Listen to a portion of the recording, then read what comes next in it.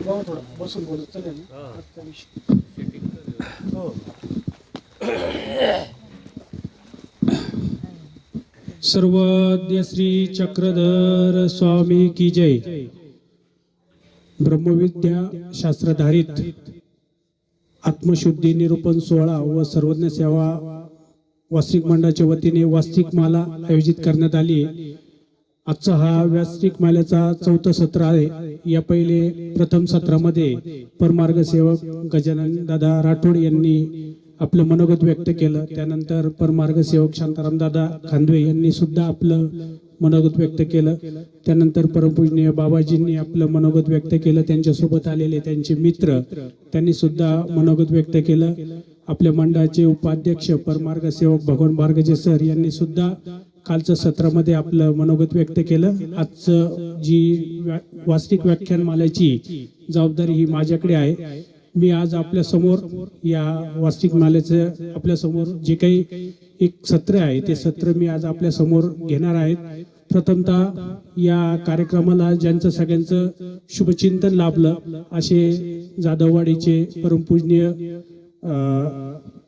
मोठे बाबा अंकुळनेरकर, त्याचप्रमाणे वांबोरीचे आपले आचार्य श्री मामाजी, सर्व परमपूजनीय साधू संत यांनी आपल्या या कार्यक्रमासाठी शुभचिंतन केलं. त्यांच्या सगळ्यांचे मी खूप आभार मानतो.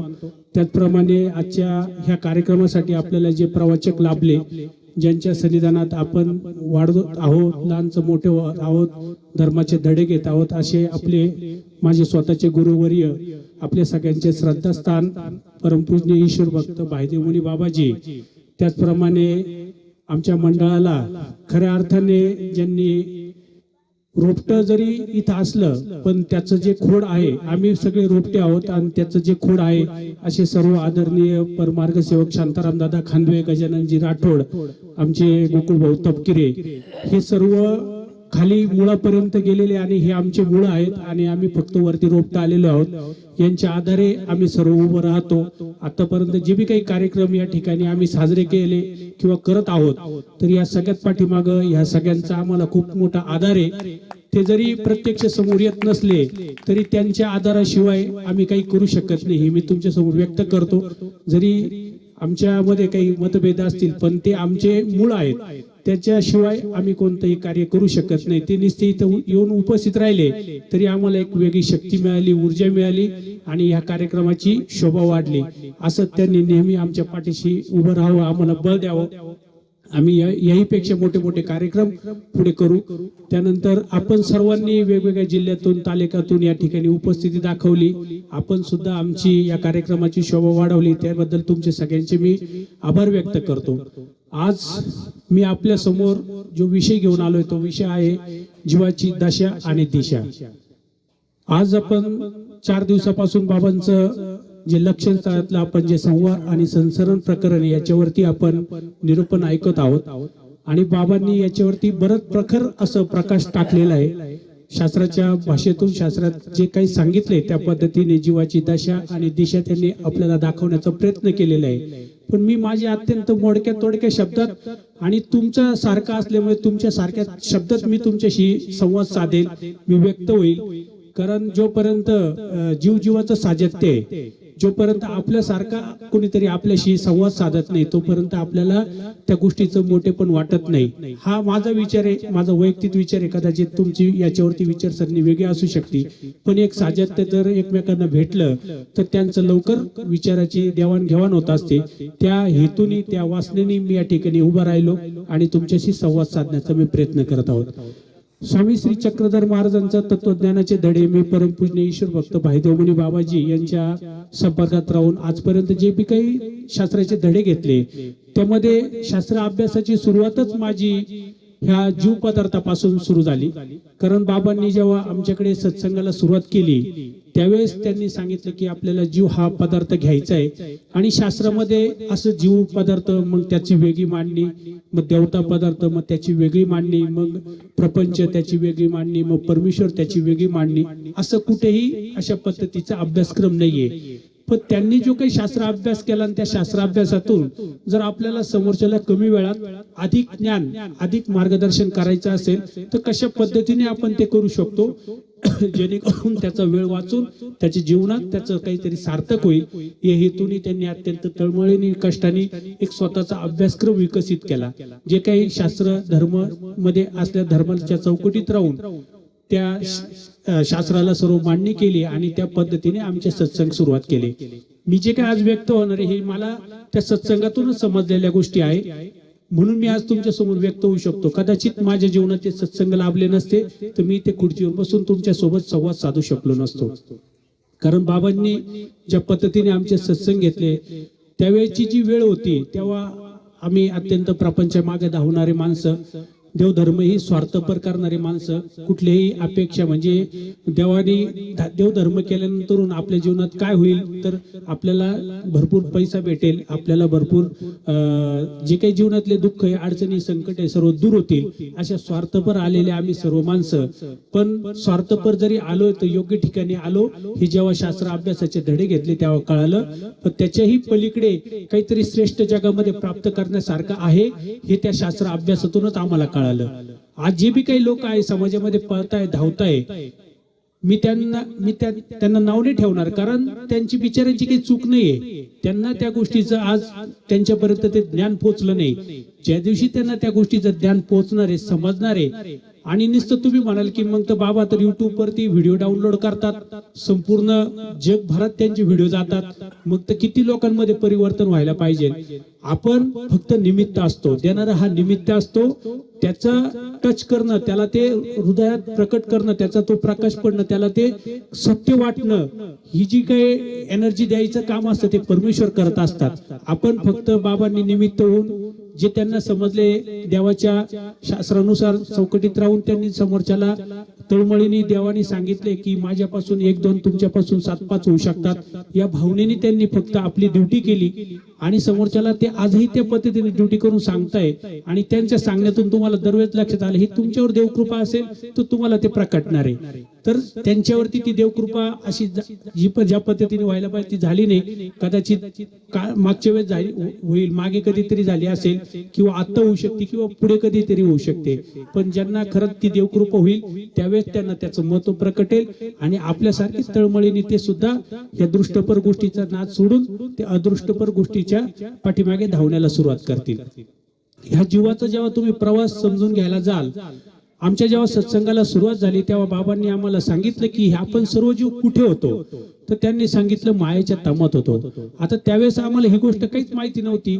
माया काय, तम काय, तम स्वरूपात सगळे जीव कसे असतात काय हे आम्हाला इतकं नवीन वाटलं की त्यावेळेस आम्ही ते ऐकून घेतलं. पण सतत जेव्हा त्याचं आवर्तन केलं, ते परत बाबांशी चर्चा केली आणि त्यातून ते समजून घेतलं तेव्हा आम्हाला कळालं की सर्वज्ञ श्री चक्रधर स्वामी हे परमेश्वर अवतार आहे आणि त्यांच्या अंडर 81,10,10 देवता असतात आणि ह्या सगळ्या देवतांची मुख्य देवता जी आहे ना ती माया देवता आहे आणि ती माया देवता परमेश्वराच्या मनोधर्माने सर्व काही सृष्टीचं कार्य करत असते आणि ती सगळ्यात मोठी असल्यामुळे तिच्या तमामध्ये म्हणजे जसं एखादं घर असतं किंवा एखादं झाड असतं ते पूर्ण हिरवं असतं आणि त्या झाडाच्या एका कोपऱ्याला कुठेतरी एक मधमाशांचं मोळ लागलेलं असतं.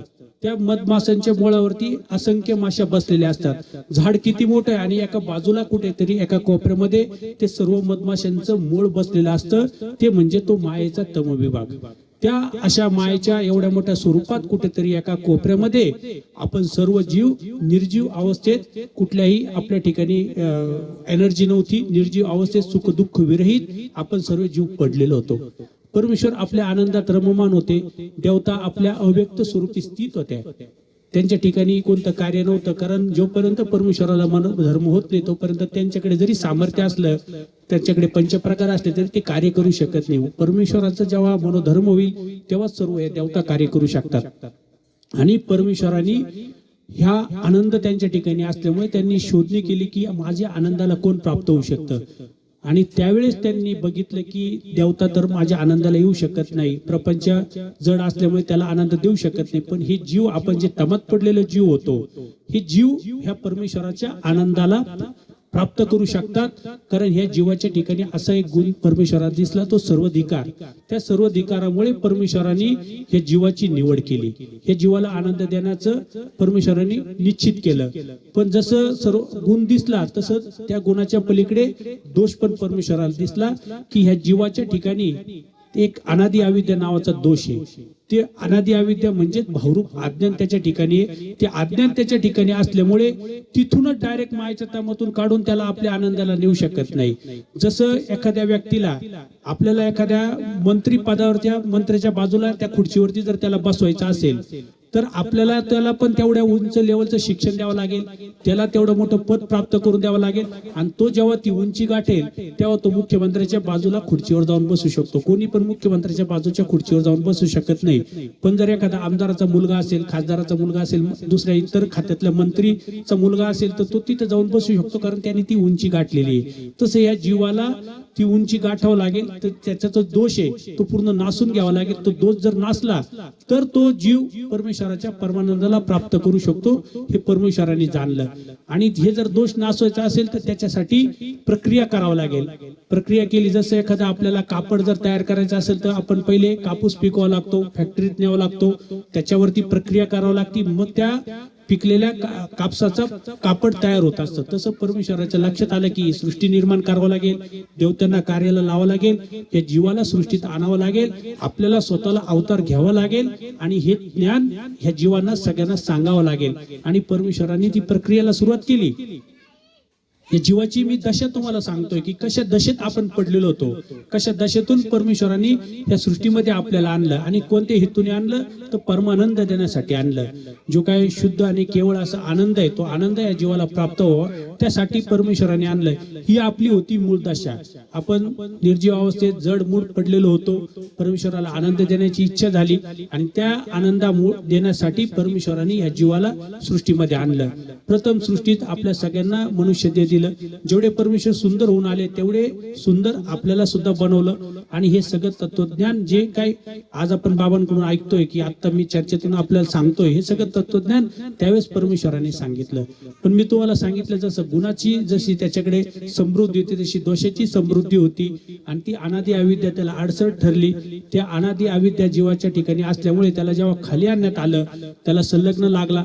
संलग्नानंतर त्यांनी मळ घेतले, सर्व देवतेचे मळ घेतले. बाबा आपल्याला सगळ्यापासून सांगताय, मी त्याच्यावरती जास्त स्पष्टीकरण करणार नाही, कारण आपला विषय तोच चालू आहे आणि तोच विषय निवडायचा हेतू माझा तो होता की त्याच्यात अजून आपली रिव्हिजन व्हावी. म्हणून त्यांनी सगळे मळ घेतले आणि तो जेव्हा सृष्टीत आला त्याला देह प्राप्त झाला. तर या देहाच्या ठिकाणी पण असलेले दोष सर्व काही कार्यात आले.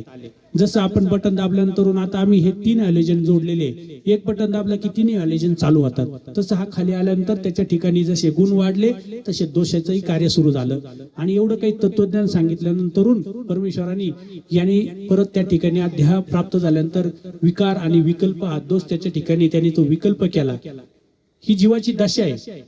ही बाबांनी सकाळपासून आपल्याला पोटतिडकीने सांगितलं की ह्या आत्म्याला शुद्धीला नेणं गरजेचं आहे. कारण जसं सर्वाधिकार आहे हे सगळं खरं आहे. आता आपण कीर्तीला कलेक्टर बनवायचं ठरवलं, तिच्यामध्ये तो सर्वाधिकार आहे, ती बनू पण शकते, पण त्याच्यासाठी तिला तशी प्रॅक्टिस द्यावं लागेल, तिला तसा अभ्यास द्यावा लागेल, तेव्हा ती घडणार आहे. नुसतं आपण म्हटलं की कीर्ती खूप हुशार आहे, तिला कलेक्टर करू आणि तिला शाळेत पाठवलं नाही, तिचा अभ्यासही घेतला नाही, कुठली तयारी करून घेतली नाही, तर तिच्यात जरी सर्वाधिकार असला तरी ते पदाला ती प्राप्त करू शकत नाही. त्याच्यासाठी त्याची प्रॅक्टिस करून घ्यावं लागणार आहे. म्हणून तर आपण सगळे मंदिरात जातो, आपण वेगवेगळ्या सत्संगात जातो, आपण अन्नदानाच्या क्रिया करतो, आपण स्थानाला वंदन करायला जातो. हे सगळं करण्याच्या पाठीमागे आपल्याला ज्याच्यातून उठायचंय त्याच्यातून उठण्यासाठी ह्या सगळ्या क्रिया हा जीव करत असतो. या दोषातून उठण्यासाठी तुम्ही असेल, मी असेल, मी तुमच्या सारखाच आणि तुमच्या ठिकाणीचे, आपण सर्व जीवांची दशा बघतोय. त्यावेळेस मी सुद्धा तिथे होतो, माझ्या ठिकाणी सुद्धा हा दोष होता आणि 100% आपण त्या दोषामुळे परमेश्वरावरती अविश्वास दाखवला की हेच कसे परमेश्वर आहे, देवता का परमेश्वर नाही. कारण ते सुद्धा कार्याला आणलं होतं, ब्रह्मांड रचलं होतं, त्यांना काम दिलं होतं, त्याच्यामुळे त्यांचं कार्य दिसत होतं आपल्याला आणि आपल्याला सुद्धा हे देह दिलं होतं. म्हणून आपल्याला आपण दिसणं सुरू झालं होतं. काहींनी स्वतःला देव समजायला लागले, काही देवतेलाच परमेश्वर समजायला लागले, काही परमेश्वराला परमेश्वर समजायला लागले. ज्यांनी परमेश्वराला परमेश्वर समजलं ते जीव बिचारे उद्धरून गेले. पण आपण विकल्प केला, पहिल्या सृष्टीमध्येही केला, तिथून परत परमेश्वरांनी सृष्टीचा परत संवाद झाला, पुन्हा परत आणलं, पुन्हा हेच सांगितलं, तिथेही तेच दोष केला, असं 3 वेळा केलं आणि पुढे प्रवाही सृष्टी चालू झाली. त्या प्रवाही सृष्टीमध्ये आपण सगळे जीव आपल्या जशी जशी वासना आपण केली, जसं सगळे चुकीचं कर्म आपण आचरलं, त्यानुसार आपण कर्मफळात गेलो आणि आता आपण मायाच्या चतुर्विध कर्मफळात लागलेलो आहे. आता जे काही आपण जीवन जगतोय, ह्या मिनिटाला आपण वासनिक अवस्थेत जरी असलो तरी मायेच्या चक्रभ्रमणामध्ये आपण सर्व अटकलेलो आहे. स्वर्ग, नरक, कर्मभूमी आणि मोक्ष या चतुर्विध कर्मफळामध्ये आपल्याला सर्वांना आता जावं लागणार आहे. या चक्रातून जर सुटायचं असेल तर त्याच्यासाठी परमेश्वरांनी उपाय दिलेले आहे. पण आपल्याला आज बघायची जीवाची दशा. जोपर्यंत ही दशा आपण समजून घेणार नाही तोपर्यंत आपल्या जीवनाला दिशा मिळू शकत नाही. आणि आज आपणच त्या दशेत आहे असं काही नाही. अनादी काळापासून जितके जीव झाले ते सर्व त्या दशेत होते, पण त्याच्या अधिकारानुसार, त्याच्या प्रयत्नानुसार, त्याच्या कष्टानुसार असे कितीतरी जीव होते की तरी तशा अवस्थेत होते, पण त्यांना दिशा भेटली आणि त्यांनी स्वतःमध्ये परिवर्तन केलं आणि ते पुढे परमेश्वराच्या प्राप्तीला गेले. पण अशी काही कितीतरी जीव होते का प्रत्यक्ष परमेश्वराच्या सन्निधात परमेश्वराचं, जसं आज बाबांकडून आपल्याला निरोपण ऐकायला भेटतंय, त्यावेळेचे काही अधिकारी जीव होते त्यांना प्रत्यक्ष परमेश्वराच्या सम्मुखाने तत्वज्ञान ऐकायला भेटत होतं आणि त्यांची त्यावेळेची काय दशा होती त्याच्यावरती आपल्याला थोडा आता प्रकाश टाकणं गरजेचं आहे. आज जे काही चाललंय समाजामध्ये हे त्यावेळेस सुद्धा चालू होतं. आज जसे लोक साधू संतांना भेटतात त्यावेळेस सुद्धा असे लोक साधू संतांना भेटत होते आणि त्या पद्धतीने आजही कितीतरी परिवर्तन लोक करतायत. पण आपल्याला स्वामींच्या सन्निधानामध्ये असे कोणते कोणते जीव होते की ते आले आणि त्यांची दशा परमेश्वरांनी पाहिली आणि ती दशा बदलण्यासाठी परमेश्वरांनी त्यांना प्रेरित केलं. कारण जसं मी तुम्हाला सांगितलं की जीवाच्या ठिकाणी अनादि अविद्या आहे, म्हणजे अज्ञान आहे आणि अज्ञान असल्यामुळे परमेश्वर प्रत्यक्ष समोर आले. तुम्हाला आता मी नांदेडची एक लीळाचा प्रसंग सांगणार आहे. कसा हा जीव अज्ञान असतो आणि अज्ञानामुळे तो परमेश्वर सुद्धा समोर आल्यानंतर सुद्धा ओळखू शकत नाही. मी नांदेडची तुम्हाला द्विज गोरक्ष स्थानाची लीळा तुम्हाला माहिती आहे. तिथे स्वामी श्री चक्रधर महाराज त्या ब्राह्मणाच्या घरी भिक्षेला गेले आणि त्याला भिक्षा मागितली. परमेश्वर त्याची जी काही दशा झाली होती, त्याच्याकडे गायी म्हशी होत्या, ते सांभाळण्यासाठी कोणी नव्हतं, त्याची पत्नी, त्याच्यावर कामाचा लोड, हातात त्याच्या हाताखाली जे काही गडी होते ते सुद्धा सुट्टीवर निघून गेलेले. या भाऊच्या डोक्यात एकच का काही करून आपल्याला गडी भेटला पाहिजे, आपल्या म्हशी गायी राखण्यासाठी कोणी नाहीये, आपल्या गायी राखण्यासाठी कोणी नाही. त्याच्या डोक्यात एक त्याची अशी दशा झालेली होती आणि तिथं परमेश्वर त्याला दिशा देण्यासाठी गेले होते. पण काहींचं दुर्भाग्य असतं, आपल्या समोर आपल्या हातामध्ये आपलं परीस असतो, पण आपल्याला माहिती नसल्यामुळे आपण त्याला दगड समजून टाकून देत असतो.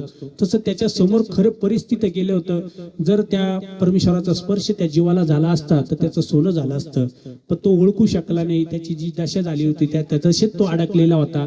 सर्व काही पसारा ते वाढून ठेवलेलं, पैशाची अपेक्षा, संसार वाढवण्याची अपेक्षा.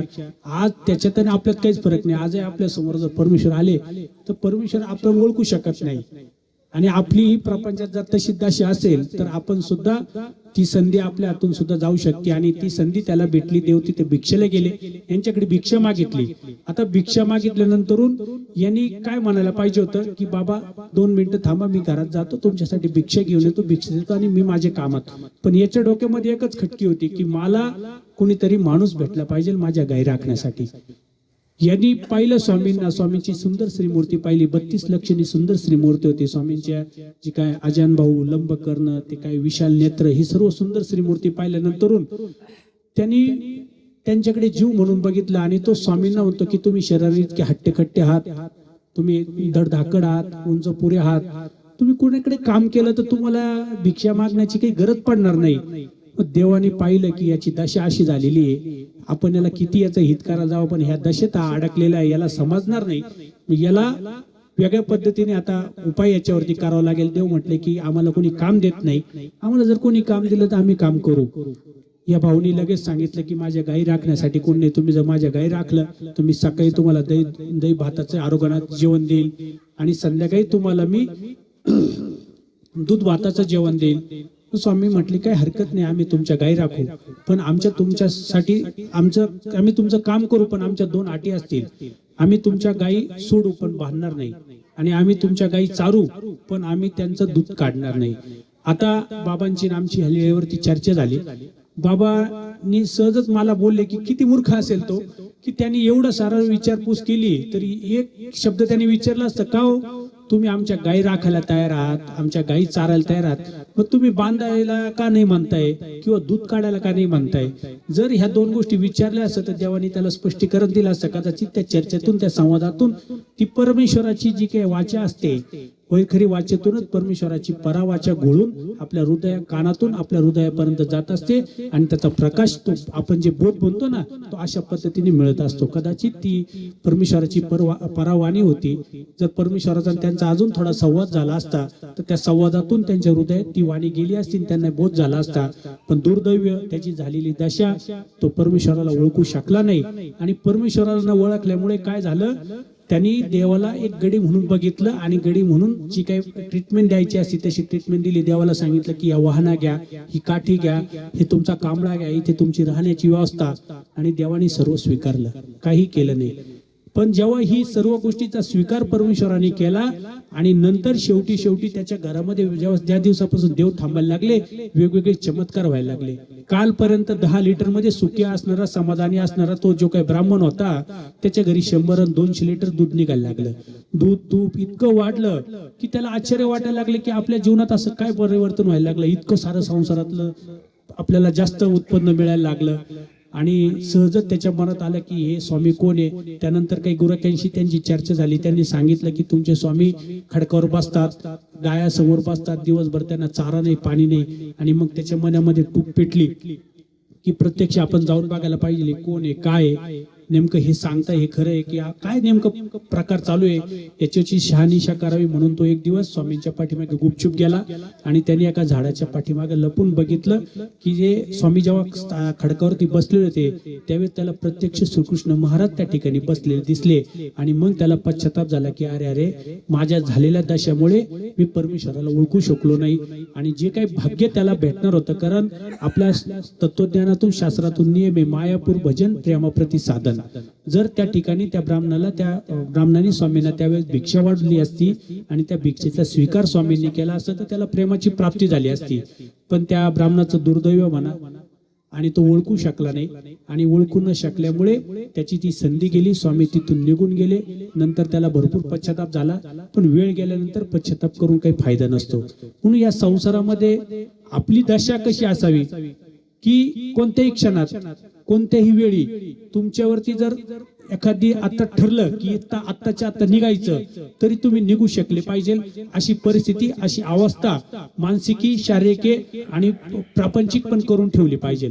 आज मी बाबांच्या सोबत असताना मला कितीतरी मी बाबांना येणारे फोन ऐकत असतो आणि ते बाबांना त्यांची झालेली दशा सांगत असतात. एक फोन आला 2 दिवसापूर्वी आणि त्या व्यक्तीने फोनवर बाबांना सांगितलं की बाबा मला अनुसरायचंय, मी असं होतो, मी हे केलं, मी ते केलं, मी असं केलं, मी तसं केलं, मी असं करतोय, तसं करतोय. आणि हे संवाद साधत साधत तो अनुसरणापर्यंत आला. पण मग बाबांनी विचारलं की तुम्हाला अनुसरायचं तर मग तुम्हाला नेमकी काय अडचण आहे. त्यांनी शेवटची अडचण सांगितली, बाबा मला अनुसरायचंय पण माझ्यावरती एवढं कर्ज आहे, ते कर्ज जर कोणी मला सहकार्य केलं, मला ते माझं कर्ज मिटलं तर मी लगेच अनुसरेल.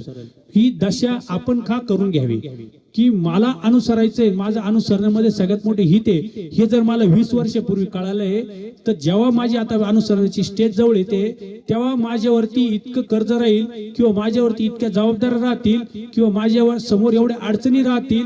ही वेळ जर येऊन देत असेल तर आपणच समजून घ्या की आपण आपली स्वतःची या प्रपंचात राहून काय दशा करून घेतलेली. आणि ज्याला याच्यातून सुटायचं असेल त्यांनी आतापासून कामाला लागा. मी 20 वर्षापासून कामाला लागलेलो आहे. फक्त दशा बदलायची दिशा, आपली दशा प्रपंचात सगळ्यांची दशा कशी आहे तुम्हाला सगळ्यांना माहिती आहे. कोणी किती बी मोठा असला त्यालाही अडचणी, मध्यम वर्गीयाला अडचणी, सर्वसामान्य गरीबातल्या पण अडचणी आहे. पण आपण जर टार्गेट एकदा डोळ्यासमोर, दृष्टीसमोर आपलं ध्येय जर निश्चित असेल तर आपण त्याच्यावरती प्रयत्न करू शकतो, प्रयत्नाने त्याच्यात बदल करू शकतो. परत किती हातपाय पसरायचे त्याची पण आपण एक लिमिट, एक स्टेज ठरवून घेतलेली असली पाहिजे. आणि एवढं श्रेष्ठ जर तत्वज्ञान आपल्याला माहिती आहे, परमेश्वर आपल्याला भेटणार आहे, यांना जे नाशिवंत या सगळ्या गोष्टीमधून तो सर्वात मोठा परमानंद हा सर्वश्रेष्ठ आहे, हे जर कळणार आहे तर आपण आपली संसारातली दशा बदलायला काय हरकत आहे. मला कोणाला तरी फोन करावा लागेल की बाबा माझी अशी अडचण आहे, मी त्याच्यातून कसा बाहेर पडू, इथपर्यंत आपण का थांबतो किंवा इथपर्यंत आपल्या अडचणी का वाढून घेतो. आपण बदल करायचं ठरवलं तर बदल होऊ शकतो. ही मी तुम्हाला झालेली शास्त्रातून, लेळीतून तुम्हाला त्या ब्राह्मणाची दशा सांगितली. असं काही नाही, काही ना काही अडचणी नसताना सुद्धा बळच सुद्धा काहीतरी अडचणी निर्माण झालेल्या असतात आणि त्या अज्ञानातून असतात, अन्यथा ज्ञानातून असतात. स्वामींच्या सन्निधानामध्ये परमपूज्य देमाईसा नावाच्या भक्त होत्या. आता ह्या देमाईसाची दशा कशी होती माहितीये का तुम्हाला? मी सांगतो. ह्या देमाईसाला पती वारलेले होते. ती आपल्या बापा भावाकडे राहत होती आणि 2 टाइम त्यांचे सकाळचं धुणं भांडे केल्यानंतर तिला 2 टाइमच जेवण भेटत होतं. आणि ती बिचारी कुठेतरी एका सत्संगात गेली. तिने ऐकलं की गुरु केलं तर आपल्याला मोक्ष मिळू शकतो. मग तिने गुरु करण्यासाठी इकडे तिकडे धावधाव केली. पण तिचं भाग्य चांगलं, तिला प्रत्यक्ष स्वामीच गुरु करण्याची संधी तिला लाभली. बघा, दिशा परमेश्वर देत असतात, पण आपण आपली दशा बदलली पाहिजे. जोपर्यंत तुम्ही दशा बदलणार नाही तोपर्यंत तुम्हाला दिशा मिळणार नाही. प्रत्येकाची दशा या वेगवेगळ्या प्रसंगातून मी जे काही लीळेतून तुम्हाला स्पष्टीकरण देणार आहे त्यातली एखादी लीळा आपल्याशी लागू होऊ शकते. आपण त्याच्यावरती आता नंतर चिंतन करा निवांत की माझी दशा आता कोणासारखी झाली, देमाईसा सारखी झालीये की माझी ब्राह्मणासारखी झाली, की आता पुढची बी जे उदाहरणं तुम्हाला देणार आहे त्यातून तुम्हाला त्याच्यावरती विचार करायला संधी भेटणार आहे. ह्या देमाईसा एकदा स्वामींच्या दर्शनाला आलेल्या होत्या. सादाईसा नावाच्या भक्त अगोदरच तिथे बसलेल्या होत्या. स्वामींनी त्यांनी दंडवत घातले आणि बसल्या त्या देवाच्या जवळ. स्वामींनी त्या सादाईसांना सांगितलं की बाई तुम्ही नदीवरती जा.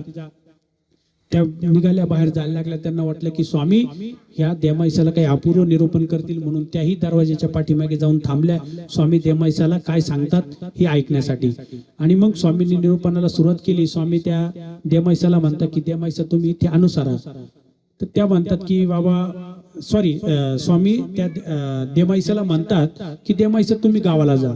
तेव्हा त्या देमाईसा म्हणतात हे काय बाबा, आम्ही सगळं सांडून तुमच्या जवळ आलो आणि तुम्ही तुमच्या जवळ यावर राहावं, तुम्ही काही निरूपण करावं, आम्हाला काही ज्ञानाच्या 4 गोष्टी सांगाव्या त्या सोडून तुम्ही आम्हाला सारखं गावाला पाठवून देतात.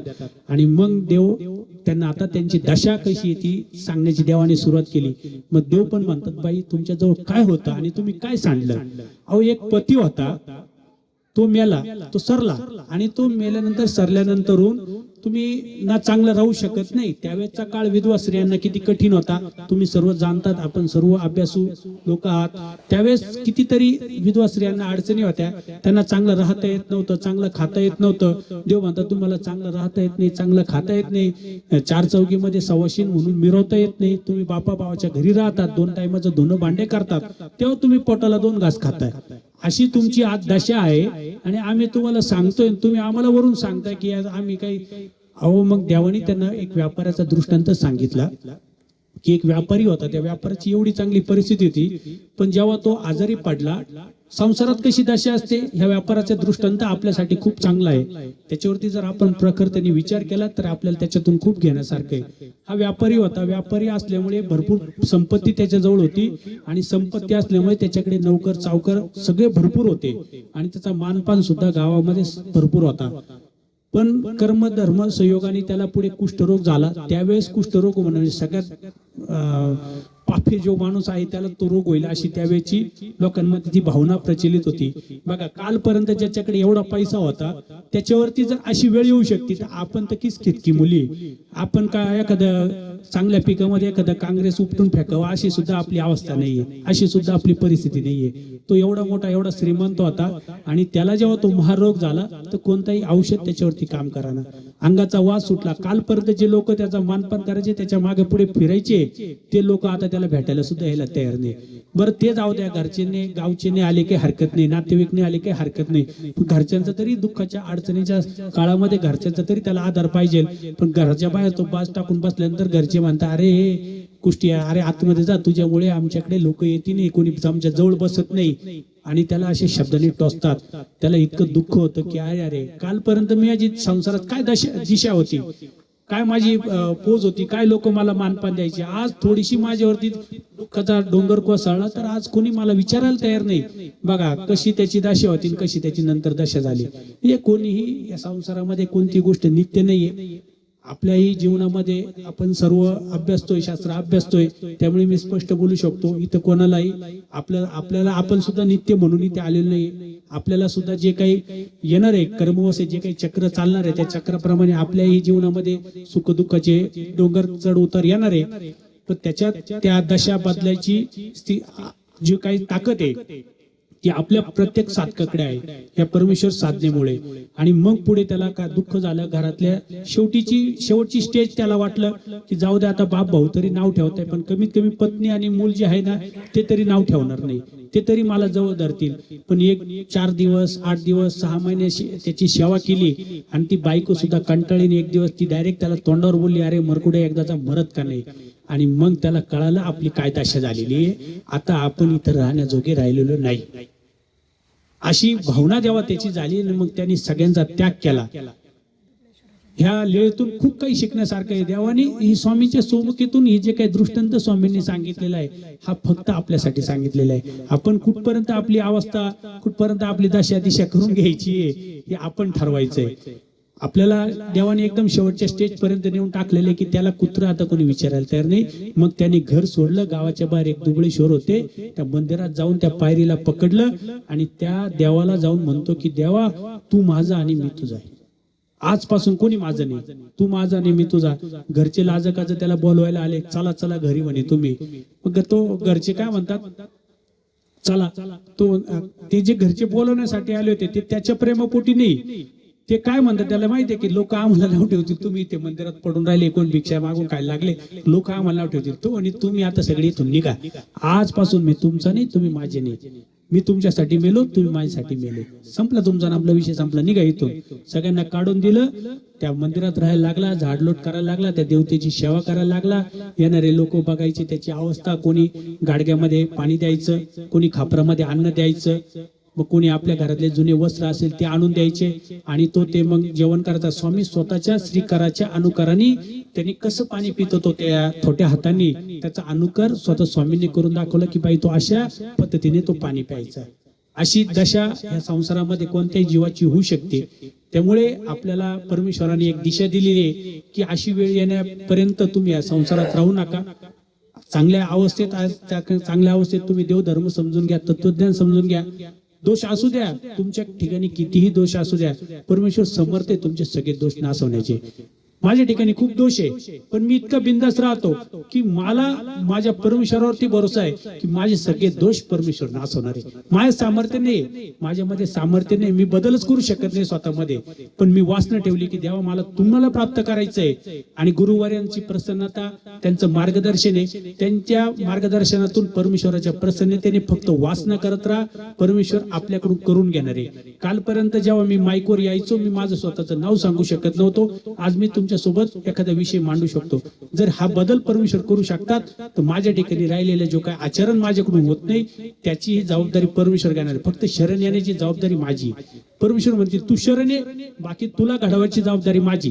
पण तू जर शरणच आला नाही तर मी तुला घडवणार कसं आहे. मग माझी शरण येण्याची तयारी आहे. आपली सगळ्यांची जर तयारी असेल, आपली दशा आपल्याला तशी करून घ्यायची नाही, आपल्याला आपली दशा बदलायची असेल तर आपल्याला परमेश्वराला शरण जा, बाकी परमेश्वर सारं करून घेणार आहे. पण तेवढ्या वासनेने, तेवढ्या तळमळीने आणि शुद्धतेने पाहिजे. नाही तर अनुसरलंय, फक्त कपडे घातले आणि चाललंय सगळं काही, असं असेल तर तुमच्यामध्ये परिवर्तन तुम्ही करू शकत नाही आणि देव तुमच्यामध्ये परिवर्तन करू शकत नाही. देवाची कृपा पाहिजे. अंतर्मनापासून शुद्ध भावनेने अनुसरायची तयारी ठेवा. परमेश्वर सांगतात जर एखादा शुद्ध भावनेने आमच्याकडे अनुसरायला आला तर ते पडणारं आकाश सुद्धा धरण्याची ताकद आहे. राजाची राणी जरी आली आणि तिच्यावरती पडतं आकाश, एवढं मोठं संकट जरी असलं तरी परमेश्वर म्हणतात आम्ही ते थोपवू. कारण स्वामी श्री चक्रधर महाराजांची खावणी म्हणजे त्यांची दृढ इच्छा आहे की या जीवानी फक्त आम्हाला अनुसरावं. जो अनुसरला ना त्याच्यावरती किती मोठं संकट येणार असू द्या, देव म्हणतात आमच्या भक्त असेल ना आम्ही इतका अभिमान घेऊ शकतो, इकडचं डोंगर इकडच्या डोंगर आपटून एक ब्रह्मांड क्रॅश करू शकतो आमच्या भक्तासाठी. एक सृष्टीचा डायरेक्ट संवार करून टाकू शकता परमेश्वर, काही करू शकतात फक्त भक्तासाठी. आणि हे महाभारतातून मी आता एका तासात माझा विषय तुमच्यापर्यंत पोहोचायचा म्हणून मी विषयांतर होऊ नये म्हणून फक्त टच करतो की महाभारतात 5 पांडव होते, त्यांच्या केसांनाही परमेश्वराने धक्का लागून दिला नाही. ही निष्ठा त्यांची परमेश्वरावरती होती म्हणून त्यांची दशा जरी किती वाईट झाली होती, तुम्ही बघा त्यांच्यावरती किती वाईट त्यांची दशा झालेली होती, पण परमेश्वर त्यांच्या पाठीमागे असल्यामुळे त्यांची दशा, नंतर त्यांना दिशा पण परमेश्वराने दिली, सर्व राज्य मिळवून दिलं आणि शेवटी त्यांना ईश्वर प्राप्तीला पण पाठवलं. तर ही तयारी आपली असली पाहिजे, परमेश्वर सर्व काही करून घेणार आहे. मग त्या व्यापाराचं जो काही तिथे राहायला लागला, देवाला तो शरण गेला, तिथले ती काही करायला लागला. त्यामुळे पुढे त्या देवतेने त्याचा अभिमान घेतला आणि त्याचा महारोग नासला. जशी त्याला जो कुष्ठ झालेला आहे ना, तशी आपल्याला ही अनादि अविद्या म्हणजे सगळ्यात मोठा महारोग आहे. आणि ही नासण्याची ताकद फक्त स्वामी श्री चक्रधर महाराज म्हणजे परमेश्वरांमध्ये. म्हणून आपल्याला परमेश्वराला शरण गेल्याशिवाय दुसरा कोणताही पर्यायच नाहीये. तुम्ही म्हणाल की अनुसरणाला दुसरा काही पर्याय, तो पर्यायच नाहीये. त्यामुळे आपल्या डोक्यामध्ये फक्त शेवटचं आपलं ध्येय एकच असलं पाहिजे की देवा हे सगळं मिटल, इकडे फुली मारेल आणि माझा अनुसरणाचा प्रवास मी सुरू करेल. तेव्हा तुमच्या जीवनामध्ये खरी दिशा तुम्हाला भेटणार आहे. ज्यालाही वाटत असेल की माझी संसारात खूप वाईट दशा झाली, अहो आपली तर काहीच वाईट दशा नाही झाली. शास्त्रातून मी तुम्हाला सांगणार आहे की पूजनीय शांताबाईचा त्यांची काय दशा झाली होती. त्या ज्या पूजनीय शांताबाईचा होत्या, त्या पूजनीय शांताबाईंची मुलगा होता, 2 मुली होत्या, पती होता, चांगला आनंदात संसार सुरू होता. पहिले पती वारले. पती वारल्यानंतर तिने बिचारीने तरुण मुलगा आहे, 2 मुली आहे, त्यांच्यासाठी जागावं म्हणून तो आधार धरला आणि पतीचं दुःख तिने पचवून घेतलं. आता ते पचवल्यानंतर दिवस पुढे गेले तर तिचा जो काही मुलगा होता तो मुलगा सुद्धा वारला. आता तो मुलगा वारल्यानंतर तरुण मुलगा ज्या घरात जातो ना, देवाने संसारामध्ये संसाराचे सगळ्यात मोठे 3 दुःख सांगितलेले. पहिलं दुःख म्हणजे तुमची संपत्ती जाणं, दुसरं दुःख म्हणजे तुमचे तरुण मुलगा किंवा मुलगी जाणं, आणि तिसरं दुःख सांगितले तुमची संपत्ती जाणं. संसारातले सगळ्यात 3 मोठे दुःख आहे. तुम्ही बघा, जे कोणी व्यक्ती तुमच्या संपर्कात असेल ना, माझ्या घराशेजारी एक ताई राहतात, त्यांचा मुलगा वारलेला आहे. कमीत कमी आता 7-8 वर्ष झाले बाबा. कधीही ती बाई जर भेटती का लोकांना की लगेच रडायला लागते, त्या मुलाचं ती सगळी आठवणी सांगायला लागते. मी जे काही शास्त्रात वाचलं मी ते प्रत्यक्ष सुद्धा बघितलं. ते भयंकर दुःख असतं, ते पचवण्याची ताकद ईश्वरांनी फक्त शांताबाईंना दिली. माझ्या समोर शास्त्रातून जे मी बघितले ते, अजून मी व्यवहारात कोणाला अशी ताकद भेटली जी इकडे येतील त्यांना 100% ती ताकद पचवायला भेटेल. परमेश्वराची ती कृपा छाया त्याच्यावरती राहील. तर त्या दुःखामुळे त्या पूजनीय शांताबाईचा फार व्याकुळ झाल्या. बरं, तेही दुःख त्यांनी कसं तरी पचवलं, कारण 2 मुली होत्या, एकीचं लग्न झालेलं होतं आणि दोघींचं लग्न झालं होतं. त्यातली जी काही एक मोठी मुलगी होती 21, तिचाही पती वारला. तिच्या घरच्यांनी हिला इकडे काढून दिलं पूजनीय शांताबाई संकट. म्हणजे आपण तर स्वतः विधवा झाल्याच, आता मुलगी विधवा झाली, म्हणजे एकामागे एक दुःख येत गेलं. पण चला, तिला वाटलं की शेवटची एक मुलगी आहे ती जसमाईचा, तिचा तरी संसार चालू आहे, तिच्यासाठी तरी आपण राहू. आणि थोड्या दिवसात त्या जसमाईला काहुरं यायला लागलं. जसं आजच्या काळात फिट येते ना, तसं फिट होण्याचा तिला आजार झाला आणि तिच्याही सासऱ्याच्या लोकांनी काढून दिलं. आणि त्यावेळेस त्यांची काही जी काही संपत्ती होती राजघराण्यात काय असेल त्यावेळेची प्रथा, त्यावेळेस त्यांची सगळी संपत्ती राजाने जप्त करून घेतली. आता एवढं दुःख आणि काय झाली त्यांची दशा बघा. ही दशा संसारात कोणाची होऊ शकते. तुम्ही म्हणाल की भाऊ तुम्ही वाईट चिंतन, मी कोणाचं वाईट चिंतन नाही करत आहे. माझ्या विषयाला न्याय देण्यासाठी मी ही दशा तुम्हाला फक्त शब्दातून व्यतीत करतोय की अशी दशा संसारामध्ये कोणावर येऊ शकते. देव करो कोणावरती अशी वेळ येऊ नये, सगळ्यांचं जीवन सुखमय आनंदमय हो. पण जे काही सत्य आहे त्याला नाकारता येत नाही. आजही पेपर वाचला, ह्या पेपरमध्ये मी बातमी वाचली बाबा, एका पूर्ण कुटुंबाने आत्महत्या केली. आत्ताच वाचली बातमी मी, कोणाला तरी ती बातमी दाखवली सुद्धा. थोडी परिस्थिती होती व गरीब, 2 मुलं आणि आई वडिलांनी डायरेक्ट आत्महत्या केली. हेडिंगलाच बातमी आहे. म्हणजे असं काही नाही की आज समाजात कुठंतरी या घटना घडत नाही. फक्त आपली ती दृष्टी असली पाहिजे, ती बघण्याची नजर असली पाहिजे, ते शास्त्र ते डोक्यात असलं पाहिजे. त्यावेळेस आपल्याला लक्षात येतं की अरे काय दशा आज संसारामध्ये लोकांची झालेली. कितीतरी लोक संसार करताय पण काय दशा झालेली आहे. काल मी गोटीला जात असताना एक व्यक्ती माझ्या समोर आला. 9, 9:30, 10 वाजले आणि त्याचे कपडे इतके भरलेले, कामाने इतका थकलेला आणि कसं तरी स्वतःला सावरत आला आणि थोडंसं जेवण त्याला लागत होतं, तो बसून ते जेवण करत होता. मी मनात विचार केले की काय माणूस किती स्वतःची अवस्था किती बिकट करून घेतो. बरं किती पैसे मिळणार आहे. जर सकाळी तो दिवसभर काम केलं तर कुठेतरी त्या कामाला त्यांनी थांबवलं पाहिजे. स्वतःच्या आरोग्याकडे जीवनाकडे थोडं लक्ष दिलं पाहिजे. नुसतं पैसे काही सर्वस्व नाही ना. आरोग्य नसेल तर तुमच्याकडे भरपूर संपत्ती आहे, खाण्यापिण्याचे भरपूर पदार्थ आहे, त्याचा उपभोग तुम्हाला घेता येत नसेल तर काय तुमचं जीवन आहे. मग आपली काय दशा आहे याच्यावरती आपल्याला लक्ष देणं, हे बघणं आपल्याला फार गरजेचं आहे. ही दशा जर बदलायची असेल तर पूजनीय शांताबाईंनी जो प्रयोग केला तो प्रयोग आपल्या सगळ्यांना करावा लागणार आहे. पूजनीय शांताबाईंनी ठरवलं की हे दुःख आता आपण पेलू शकत नाही, स्वतःला संपून टाकावं आणि म्हणून सर्व कुटुंबाला घ्यावा, द्वारकेला जावं, श्रीकृष्ण महाराजांचं दर्शन घ्यावं आणि तिथेच ती काही यमुना नदी तिच्यामध्ये आपण सगळ्यांनी आपलं म्हणजे आत्महत्या करावी. अशा आत्महत्येच्या हेतूने पूजनीय शांताबाईच्या घरातून निघाल्या आणि पैठण पर्यंत आल्या. मी थोडा धावता घेतो कारण वेळाचं किती वाजले, 9ला 10 किती वेळ झाला मला सांग. तर त्यांना हे झालं, त्यानंतर पूजनीय सारंग पंडित त्यांची आणि पूजनीय शांताबाईंची भेट झाली आणि त्यांची भेट झाल्यानंतरून पूजनीय सारंग पंडितांना आपल्या त्या आत्या होत्या आणि त्यांनी शांताबाईंनी आपलं दुःख सांगितलं की माझ्या जीवनामध्ये कसं दुःख आलं. सारंग पंडितांनी फक्त एकच सांगितलं त्यांना की बाबा तुम्ही आता झालाच आहे, हे जे काही तुम्ही आत्महत्या करणार आहे, मी काय तुम्हाला त्या गोष्टीसाठी विरोध करत नाही, पण एक सल्ला मी फक्त तुम्हाला, माझ्या आत्या आहे तुम्ही म्हणून मी एक सल्ला देऊ तुम्हाला इच्छितो की जाता जाता वेरूळला स्वामी श्री चक्र महाराज आहे, त्यांचं तुम्ही दर्शन घ्या आणि मग तुम्हाला काय करायचं ते करा. एवढा सल्ला फक्त पूजनीय सारंग पंडितांनी दिला आणि पूजनीय शांताबाईचं मग सारंग पंडितांच्या भेटीला निघाल्या आणि तिथे गेल्यानंतर स्वामींचं त्यांची भेट झाली.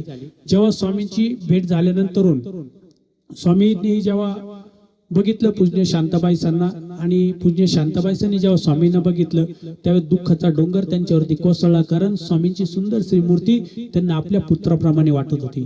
त्यांनी मनामध्ये लगेच त्यांच्या डोळ्यातून दोन्ही अश्रूच्या धारा व्हायला लागल्या की बुवा स्वामींच्या सारखाच माझ्या मुलाचा श्रीकर होता, स्वामींच्या श्रीमुखासारखंच माझ्या मुलाचं मुख होतं आणि असं ते भावना उफळून आली आणि डोळ्यातून अश्रूंचा महापूर सुरू झाला.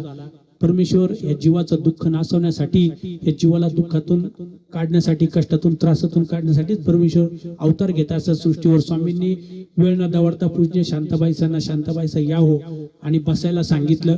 बसल्यानंतर शांताबाईंना सांगितलं बाई दुःख करू नका, संसारासाठी जे तुम्ही दुःख कराल, दुःख करणं ते पाप आहे आणि पापामुळे हिंसा होते, हिंसेमुळे पाप आणि त्याच्यामुळे तुम्हाला अजून नरक होता, म्हणून तुम्ही काही दुःख करू नका. आणि पूजनीय शांताबाईंना या परमेश्वराच्या परवाणीतून, त्या वैखरी वाचेतून ती परावाचा त्यांच्या हृदयापर्यंत गेली आणि त्यांचं हृदय थंडावलं. कालपर्यंत अत्यंत जळत असलेलं हृदय काही क्षणात परमेश्वराच्या त्या वाणीमुळे त्यांचं हृदय शांत झालं आणि शांत झालेल्या हृदयात पूजनीय आपल्या स्वामींनी पूजनीय शांताबाईंना एक दिशा दिली. पूजनीय शांताबाईंना त्यांनी थोडंसं तिथे भजन पूजन झालं, सर्व त्यांनी तो भजन पूजन बघितलं, स्वामींचं चरणोदक घेतलं आणि स्वामींनी त्यांना सांगितलं की बाई तुम्ही आता मुक्कामाच्या ठिकाणी जा आणि पुन्हा सकाळी तुम्ही आमच्या दर्शनाला या. जेव्हा त्या मुक्कामाच्या ठिकाणी गेल्या, ह्या ज्या काही जशमाईचं ती नावाची जी मुलगी होती तिला कावरं रात्री ती झोपल्यानंतर 30 ते 40 वेळा मध्यरात्रीतून त्यांना उठायला लागायचं, तिला जे काही फिट आलं त्याच्यावर उपाय करावा लागायचा. मग ते काही वेळेस आधी शांत व्हायचं. कितीतरी रात्र पूजनीय शांताबाईंचा पूजनीय एकाईसा झोपलेल्या नव्हत्या या जसमाईसामुळे आणि त्या दिवशी घरी गेल्या आणि त्या आतरून टाकलं, बिछाना टाकल्या आणि झोपल्या. आणि जेव्हा सकाळी त्यांचे डोळे उघडले तेव्हा त्यांच्या लक्षात आलं की आपल्या जसमाईसाला कावरं येण्याचा जो काही त्रास आहे, रात्रीतून 30-40 वेळा आपल्याला उठावं लागायचं, तर आज आपल्याला उठावंच लागलं नाही. आणि त्यांच्या लक्षात आलं की परमेश्वराने आपल्या जीवनामध्ये काहीतरी दिशा दिली, काहीतरी प्रकाश पाडला आणि त्या आनंदाने त्या उठल्या. कितीतरी दिवसानंतर त्यांच्या डोळ्याला डोळा लागला होता, शांत झोप त्यांना त्या दिवसात. किती मुलगा गेल्यानंतर त्याच्यानंतर ही पहिल्यांदा त्यांना ही शांत झोप भेटली होती आणि शांत झोपेतून उठल्यानंतर इतक्या उत्स्फूर्तेने, इतक्या आनंदाने त्या पुन्हा स्वामींच्या दर्शनाला आल्या. स्वामींचे श्री चरण धरले, स्वामींजवळ बसल्या. मग स्वामींनी त्यांना सांगितलं की बाई तुमच्या जसमेसाला आता कधी कावरं येणार नाही, तुम्ही हिला सासरी पाठवून द्या. कारण त्यांची जी काही परिस्थिती दशा झालेली होती स्वामींना सर्व माहिती होती आणि आता स्वामींना त्या कुटुंबाची पूर्ण घडी बसवायची होती. आणि पूज्य जसमाईसाला सांगितलं की सासरी पाठवून द्या.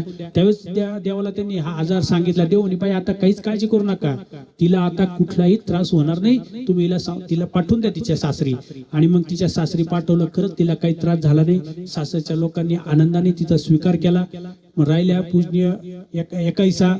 पुढे शांताबाईसा ज्या देवाजवळ राहिल्या, देवानी त्यांच्या असे काही कर्म होते की त्या कर्माच्या अडथळ्यामुळे त्यांच्या जीवनामध्ये जे काही दुःख येत होतं ते सर्व कर्म स्वामीने त्यांना उपाय देऊन, आपल्या सेवादाशी देऊन, आपली आज्ञा देऊन त्यांच्याकडून ते उपाय करून घेतले आणि सर्व त्यांचे कर्मनाश करून घेतले आणि त्यांचे जे काही अडथळे होते ते सर्व दूर केले आणि पुढे त्यांना अनुसरणाला योग्य केलं, प्राप्तीला योग्य केलं आणि त्यांना सांगितलं की बाई तुम्ही आता अनुसरा, अशा ठिकाणी जा, श्री प्रभुबाबांची सेवा करा. तर दुसरी एक अडचण होती, एकाही एकाईसा नावाची मोठी मुलगी ती विधवा झालेली होती. ती देवाला त्या म्हणतात देवा मी जाऊ शकते, राहू शकते, तुम्ही सांगितलेलं सर्व साधनं मी करू शकते, पण ह्या एकाईसा असल्यामुळे ह्या एकाईसाला सांभाळण्याला कोण नाही आणि हिच्याजवळ माझा सारखा जीव लागलेला असतो.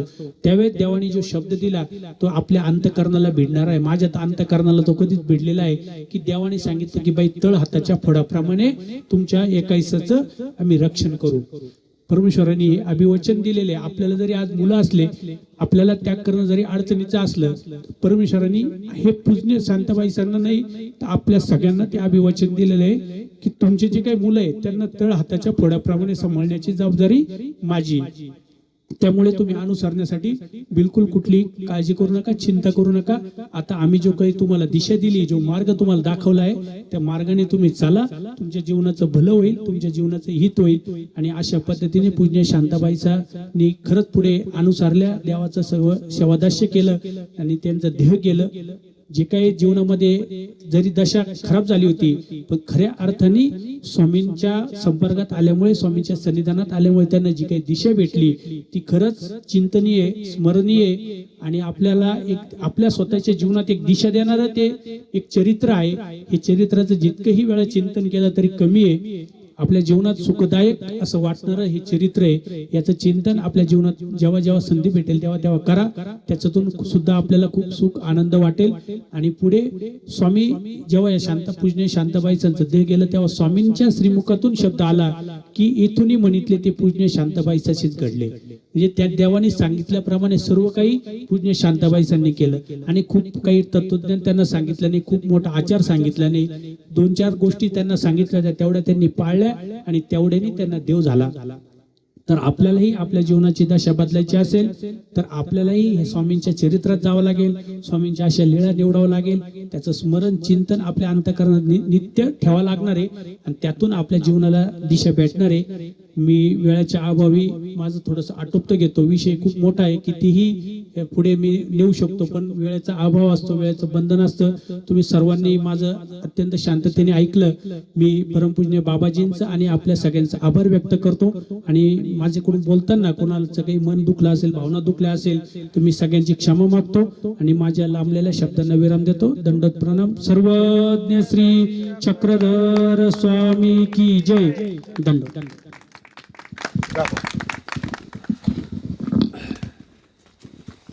धन्यवाद.